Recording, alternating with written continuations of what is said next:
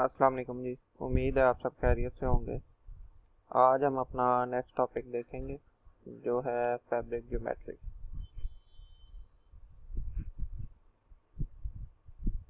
Fabric geometry is an important parameter in determining the behavior of the fabric under specific conditions. For instance, if there is more tension on warp, the crimp in the weft yarn will increase and vice versa. कि fabric geometry एक बहुत important parameter है। ठीक है, इससे हमें fabric के behaviour का पता चलता है कि फैब्रिक किस तरह बिहेव करेगा मुख्तलिफ कंडीशंस में। अच्छा, नेक्स्ट बताया गया कि जी अगर फैब्रिक का हमें पता है वार्प और वेफ्ट दो धागों से मिलकर बना होता है, इनमें से अगर एक धागे के ऊपर सपोज वार्प के ऊपर ज़्यादा टेंशन है लूम के ऊपर ड्यूरिंग मैन्युफैक्चरिंग, तो क्या होगा, वेफ्ट का क्रिम्प इंक्रीज हो जाएगा। ठीक है, वेवीनेस या क्रिम्प उसमें इंक्रीज हो जाएगा। इसी तरह अगर वेफ्ट के ऊपर ज़्यादा टेंशन है, वार्प पे टेंशन कम है, तो क्या होता है जी, दूसरे के ऊपर ज़्यादा क्रिम्प आ जाएगा। तो इस तरह से मुख्तलिफ बिहेवियर शो करते हैं, एक दूसरे से आपस में इंटरलेस्ड होते हैं। Similarly fabric shrinks due to fibre swelling when dipped in water.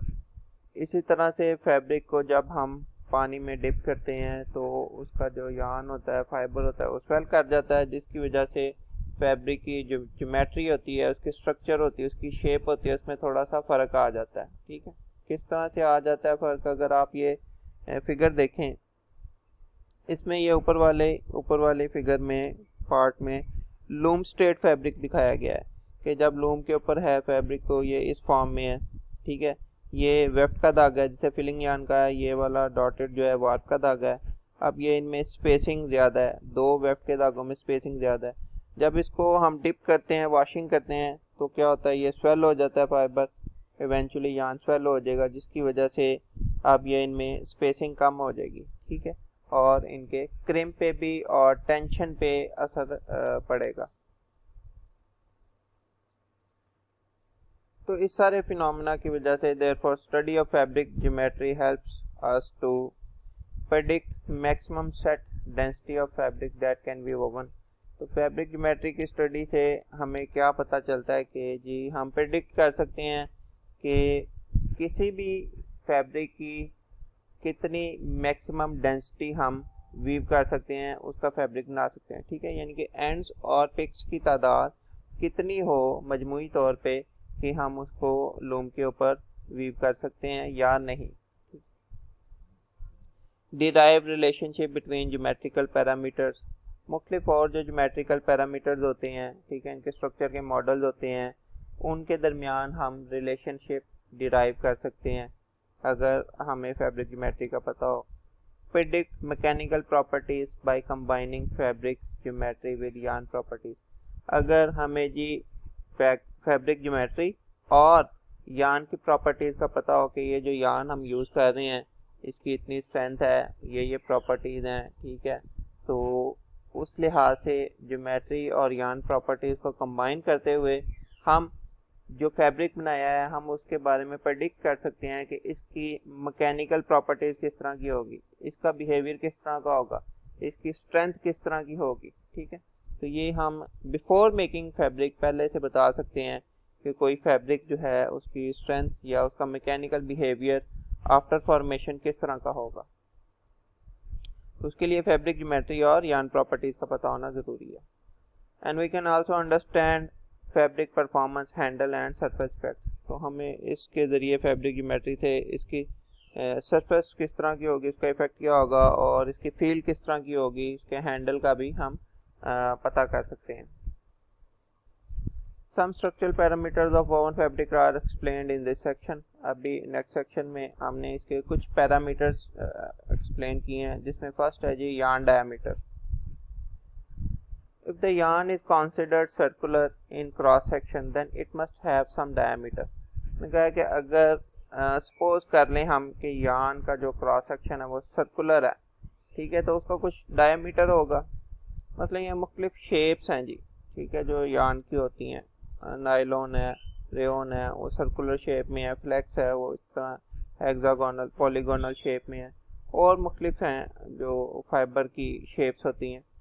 अब हमने कहा है कि हम यान का जो है ना क्रॉस सेक्शन, ये क्रॉस सेक्शन है, इसको सर्कुलर हम अज्यूम कर लेते हैं। ठीक है, अगर ये सर्कुलर है तो सर्कल का डायामीटर होता है, तो इसका कुछ डायामीटर होना चाहिए। अब वो डायामीटर कैसे फाइंड करना है? The diameter of yarn is directly related to linear density of yarn. अब ये जो डायामीटर है ये इसकी लीनियर डेंसिटी के डायरेक्टली जो होता है रिलेटेड होता है। मतलब जिस तरह इसकी यान की लीनियर डेंसिटी इंक्रीज होगी उसी तरह इसका डाया भी इंक्रीज होता जाएगा। लीनियर डेंसिटी कम होगी, इसका डायामीटर कम होगा। अब जो लीनियर डेंसिटी है वो किस चीज़ पे डिपेंड करती है?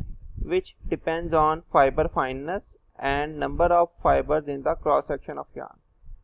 इसके लिए एक पिक्चर देखते हैं। ये यान का क्रॉस सेक्शन है, ठीक है, सर्कुलर आप सपोज कर लें इसको, और उस क्रॉस सेक्शन के अंदर जी फाइबर्स हैं। सॉरी, अच्छा ये फिगर है जी, ये यान का क्रॉस सेक्शन, इसको मैंने सर्कुलर कर दिया है और इसके अंदर मतलब ये क्रॉस सेक्शन, इसको मैंने उठाया। अब ये यान मुख्तलिफ तरह के आप कह लें फाइबर से मिलके बना है। ठीक है जी। अच्छा, अब उन्होंने इसमें बताया है कि ये जो सर्कुलर क्रॉस सेक्शन है जिसके अंदर मुख्तलिफ फाइबर्स हैं जिनसे मिलके यान बना है। ठीक है, तो उन्होंने कहा कि जो इसकी लीनियर डेंसिटी है वो डिपेंड करती है फाइबर फाइननेस के ऊपर।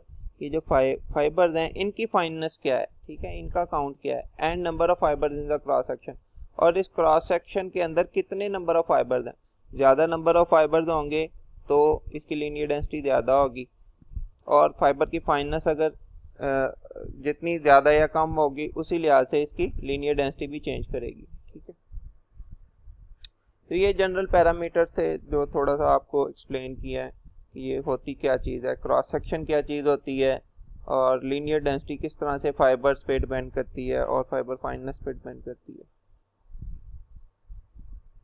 The yarn diameter can be calculated using the following relation. अब ये एक रिलेशन है, ठीक है जी, 1/d, d जो है yarn diameter 29.3 into capital N divide by v under root whole का अंडर रूट। ये इस डेरिवेशन से हम जी फाइंड कर सकते हैं यार्न का diameter, where n is the yarn count, इसमें n yarn count and v is the specific volume and express as the ratio of volume occupied by a material to that the same weight of water under compression.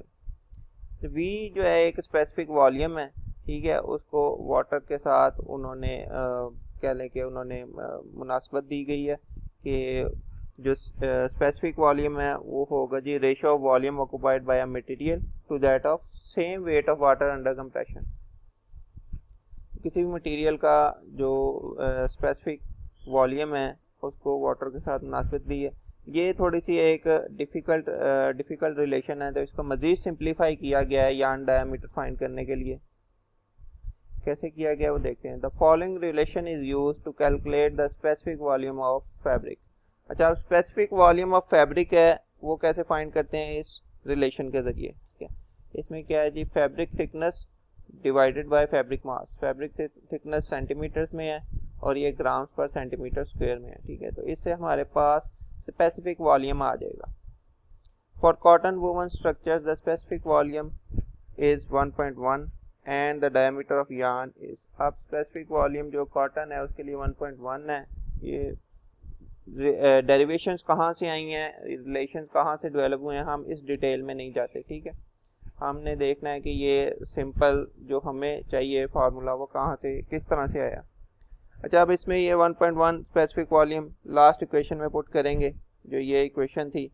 ठीक है, और इसको solve करेंगे तो हमारे पास diameter की ये equation आ जाएगी। Diameter in inches 1 divided by 28 into capital N under root, N जो है यार्न काउंट है। इसी तरह मिलीमीटर्स में अगर डायामीटर फाइंड करना हो तो वो है d in millimetres is equal to 0.9 divided by capital N under root. ठीक है जी। अच्छा, इसको अब हम ये यार्न डायमीटर है, इसको हम एक एग्जांपल के ज़रिए आप देखेंगे कि यार्न डायमीटर किस तरह से फाइंड करते हैं। Calculate the yarn diameter in inches and millimetre for a 30 single yarn.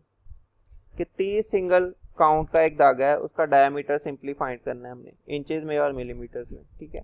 As we know that yarn diameter in inches is equal to 1 divided by 28 and capital N under root.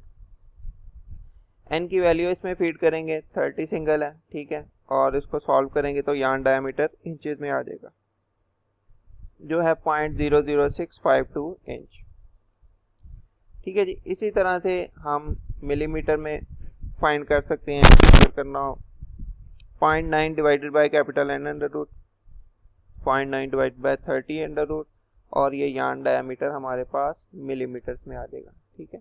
तो इस simple फार्मूले के ज़रिए हम yarn का diameter find कर सकते हैं, जो कि आगे हमें हेल्पफुल होता है फैब्रिक ज्योमेट्री से रेलिवेंट मुख्तलिफ रिलेशंस के लिए और उनको सॉल्व करने के लिए। नेक्स्ट पैरामीटर हम नेक्स्ट वीडियो में देखेंगे। अभी तक के लिए अल्लाह हाफिज़।